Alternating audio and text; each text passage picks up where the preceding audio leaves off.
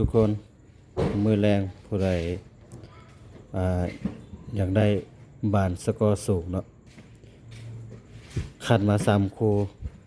มี3คู่มีคริสตัลพาเลต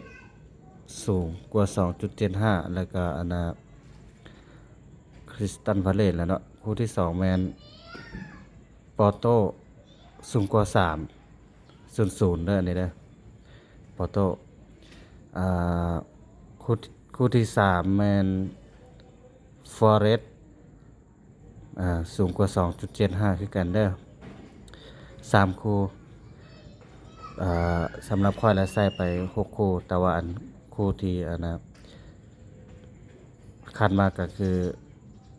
มันน่าเป็นไปได้เนาะแต่ก็เป็นไปได้6คู่แหละที่จริงนะแต่ว่า6คู่บ่ได้เอาลง3คู่อาการร้อนเหงื่อแตกได้ออกมาอย่างร้อนลิ้นตอนนี้